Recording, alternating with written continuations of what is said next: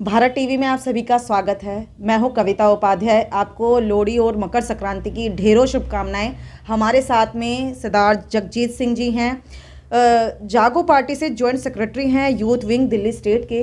इसके अलावा इन्हीं से सबसे पहले तो बधाई लेंगे क्योंकि लोहड़ी है आज। सर, किस तरीके से बधाई देंगे लोहड़ी की? वाहिगुरू जी का खालसा, वाहिगुरू जी की फतेह। इस लोहड़ी के अवसर पे मेरी बधाई के साथ साथ उम्मीद है कि ये लोहड़ी का त्यौहार हमारे किसान भाइयों के लिए, जो काफ़ी दिनों से दिल्ली के बॉर्डर्स पे बैठे हैं किसान बिल्स के ख़िलाफ़, उनका इस हल जल्दी से जल्दी हो और वो अपने त्यौहार जल्दी से जल्दी आने वाले त्यौहार घरों में बैठ के मना पाए। बिल्कुल। जगजीत जी, जब बात आपकी करते हैं तो सबसे पहले ये जानेंगे कि कब से आप सिख कौम को बढ़ावा देने के लिए उतर आए कि मुझे कुछ करना है अपनी कौम के लिए? जी, मैं पिछले तकरीबन 6 सालों से सरदार मंजीत सिंह जी के साथ जुड़ा हुआ हूँ। मगर मैंने इस अगस्त में जागो पार्टी ज्वाइन की as a joint secretary Delhi state youth wing के साथ। उसके साथ मुझे पिछले कुछ समय में पार्टी की तरफ से वार्ड नंबर 41 जो हमारा है, नवीन शादरा वार्ड, इसके अंदर भी एज अ सर्कल जत्थेदार की भूमिका निभाने का अवसर मिला है।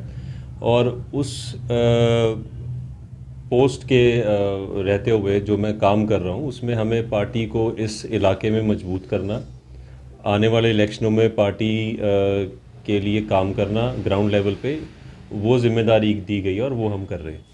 जगजीत जी, जब हम 41 वार्ड की बात करते हैं तो इससे पहले हम सभी के दिमाग में आता है कि डीएसजीएमसी के इलेक्शन आ रहे हैं। वोटें जाहिर सी बात है आपने भी बनवा ली होंगी, और जिनकी नहीं बनी, कई बार डेट आगे बढ़ी और श्योरिटी से आपने अपनी वोटर लिस्ट में नाम अंकित करा लिया होगा। सर, क्या कहेंगे, क्यों जागो पार्टी ही चुने? सरना जी हैं, अकाली दल है, क्यों जागो पार्टी? मैं समझता हूँ जागो पार्टी के जो संस्थापक हैं और हमारे लीडर हैं सरदार मंजीत सिंह जी, उनका और उनके परिवार का, उनके फादर साहब जो सरदार जत्थेदार संतोख सिंह जी हैं, उनका बहुत एक लंबा इतिहास है जी। उन्होंने सिख कौम के लिए, दिल्ली की सिख संगत के लिए बहुत काम किया है। अगर मैं जत्थेदार संतोख सिंह जी की बात करूं, उन्होंने कई गुरुद्वारों की, जिसमें गुरुद्वारा बंगला साहिब और कई ऐसे गुरुद्वारे हैं जिनकी ज़मीन सरकार के साथ ऑन टेबल बैठ के दिलवाई, और आज वो उन गुरुद्वारों की भव्य इमारतें बनी हुई हैं और हम गुरुद्वारों में जाते हैं तो देखते हैं वो कितना अच्छी तरह से उन गुरुद्वारों को रख रखाव चल रहा है जी।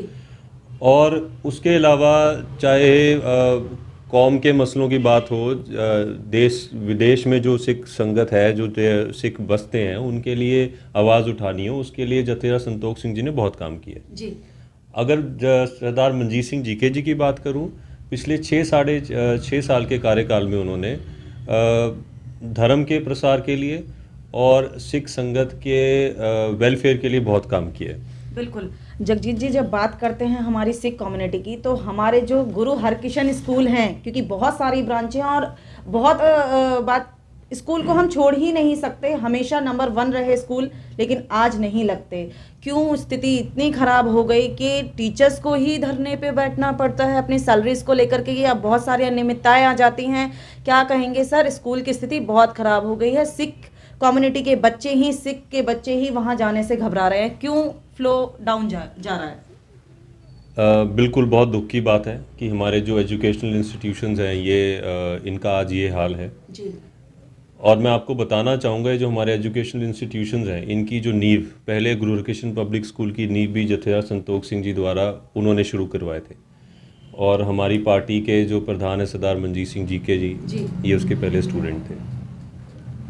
बहुत काम किया जब हमारे सरदार मंजीत सिंह जी जब प्रधान थे, उन्होंने बहुत काम किया एजुकेशन की लाइन में। मगर पिछले कुछ समय से जो नई कमेटी आके बैठी है डीएसजीएमसी में, उन्होंने जो सेवाएं जिस तरह से वो निभा रही हैं, उस वजह से बहुत ज़्यादा प्रॉब्लम है फाइनेंसिस की, और उसी वजह से आज जो सैलरीज थी टीचरों की काफ़ी समय से पेंडिंग, वो काफ़ी समय तक धरने पे भी बैठी रही। और हमारा मानना ये है कि एक पुराने नेता और जिनके दिल में दर्द हो एजुकेशन को लेके, वो इस चीज़ का हल ज़रूर कर सकते हैं, और उसके लिए जत्थेदार सरदार मंजीत सिंह जी सबसे अच्छा ऑप्शन है। जगजीत जी, युवा हैं, आपने बच्चों को भी लिया, इसमें सारी चर्चा हमने की, लेकिन जब बात आती है सरना जी की, सरना जी ने जब अपनी गद्दी छोड़ी थी, प्रधानी से वो हटे थे, तो बहुत सारा गोलक धन रहा उसमें। आज ऐसा है कि माइनस में जा रही है, कि मतलब सैलरी तक भी नहीं जा पाती, सिरसा जी सैलरी भी नहीं देते। क्या कहेंगे जीके जी पर एफआईआर के बारे में? देखिए, जहाँ तक जीके जी पे एफआईआर की बात है, वो एक अभी तक कोर्ट में केस है, उसके बारे में मैं कोई टिप्पणी नहीं करना चाहूँगा, मगर अभी तक उसमें इल्ज़ाम साबित नहीं हुए हैं और दिल्ली कमेटी आज तक उसके ऊपर कोई भी सबूत नहीं दे पाई है कोर्ट में, पहली बात। दूसरी बात, जब सरदार मंजीत सिंह जीके जी ने पहला कार्यकाल संभाला था, उसके बाद उन्होंने ना कि पे कमीशन लागू किए जो उस समय होने चाहिए थे, टीचर्स की सैलरी बढ़ी उससे, और पिछले एरियर्स भी दिए थे।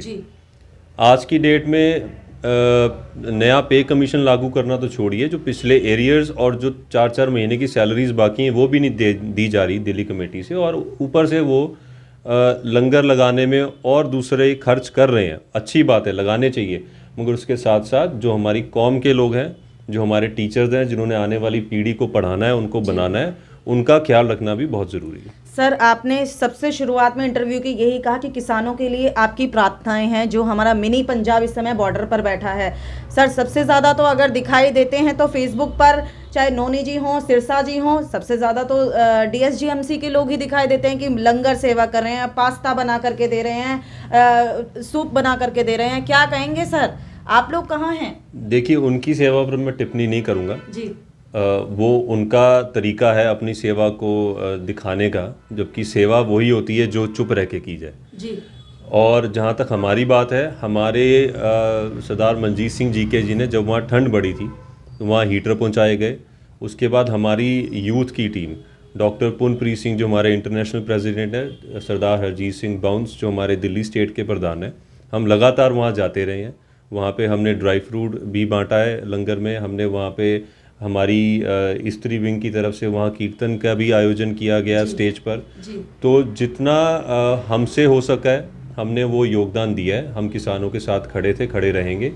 और जहाँ तक बात है दिल्ली कमेटी की, ये जो लंगर चल रहा है बहुत शलाघायोग काम है, ये होना भी चाहिए, मगर इसका श्रेय मेरे हिसाब से दिल्ली की संगत को जाता है जो बढ़ चढ़ के उसमें हिस्सा डाल रही है। सर, चलते चलते वार्ड नंबर 41 की जनता हो या फिर हमारी दिल्ली की जो सिख कौम है वो आपको देख रही है, कैसे अपील करेंगे इस बार बदलाव की?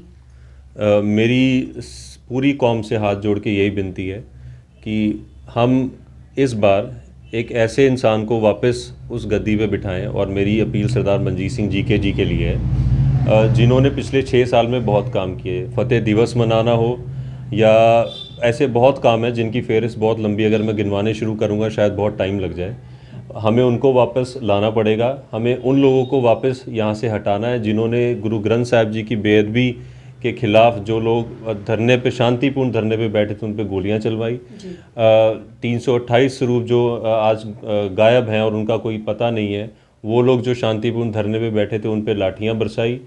तो ऐसे लोगों को जो ना कौम के लिए कुछ कर सकते हैं और ना ही देश के लिए कर रहे हैं, आज किसानों के साथ भी अगर वो खड़े हैं तो सिर्फ ढोंग, मुझे लग रहा है एक ढोंग है उनका। वो भी पहले साथ थे उनके, पहले बिल पे साइन कर दिए और बाद में खिलाफ हो गए। तो हमें ऐसी कमेटी को और ऐसी पार्टी को दिल्ली कमेटी से बाहर निकालना चाहिए।